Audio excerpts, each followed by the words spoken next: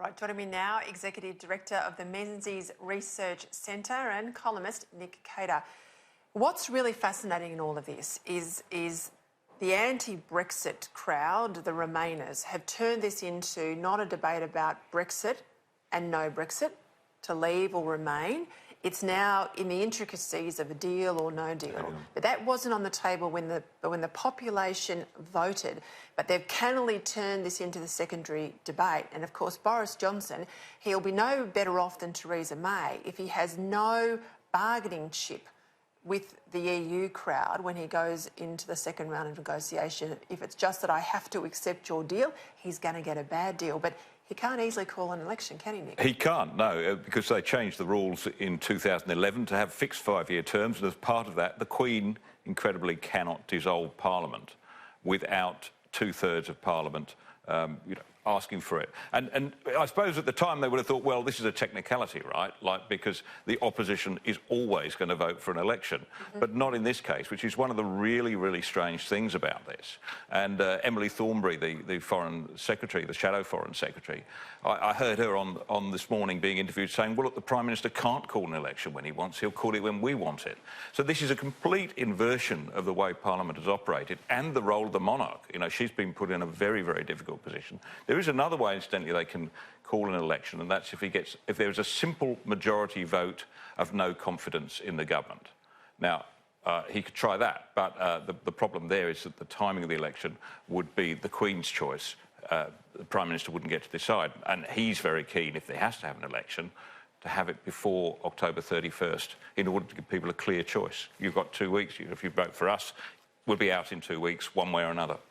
And the inference in speeches made in the Commons by Jeremy Corbyn is if you get rid of the no-deal Brexit option, if it's only Brexit by virtue of agreement with the EU, which I have to say is no Brexit at all, because May's deal had them tied to the customs union, still had them involved in the European court, setting all the sort of rules and all the red tape from Europe that people can't bear, and that massive divorce payment. So if the only way forward that Corbyn will accept is a EU-decreed Brexit, if that's Brexit at all, is he going to vote, do you think, for an election? And if he did, what happens with Nigel Farage's new Brexit Party and all the other moves and the Lib Dems back in the game? Yeah, I think this is a big tactical error by Corbyn to say that he will not vote for an election until they get a no deal off the table. Because if you've already said that was not the issue at the referendum, the issue is, do we stay in Europe or do we go out? And people made a clear choice. Now, if he's going to start arguing, technicalities over this, it won't go down well. I mean, I predict that if they go to an election on those terms, whenever they go to an election, sure, the Tories will take a hit in some of the home county seats. They'll lose seats to probably the Liberal Democrats, perhaps the odd one to Labor. But Labor will be in huge trouble in the north of the country, where the Brexit feeling is the most strongly. Some seats up there voting 60 or 65% in favour of Brexit.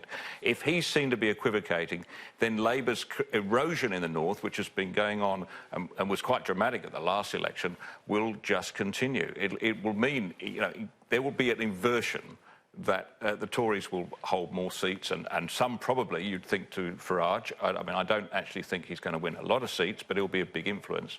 And Labor will be down there in the home counties. It's a complete reversal of the Britain that I grew up in.